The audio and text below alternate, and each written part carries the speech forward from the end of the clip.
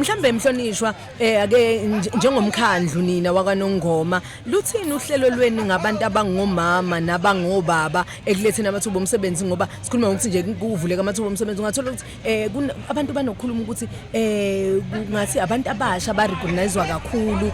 kugcine omama kanti nabo ibona ababamba amakhaya phela nobaba mhlambe uhlelo lwenu njengomkhandlu luthini ekubhekeleleni nabantu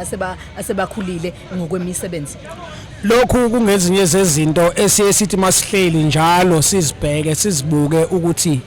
lesi simo sokuthi njengokuthi kuthi umuntu ayosena above 35 years noma useneminyaka engaphezulu kwengamashumi amathathu nanhlanu bese kuthiwa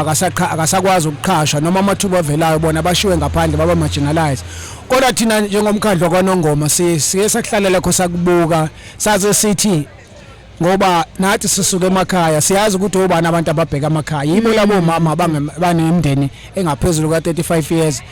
yibo labo baba abangaphezulu ka 35 okuyibona bona abagadile saze sithi ke thina noma ngabe kuthiwa ke kuyaphambana nomthetho kuyofanele senze that generational mix ukuthi kube khona iquota system yabantu esibathathayo ukuhlanganisa noma ukulumbanisa nayo ke intsha ngoba intsha vele iningi engaqhashiwe kodwa sibe nakho ukulumbanisa singabe bese kubona sesibavalela ngaphandle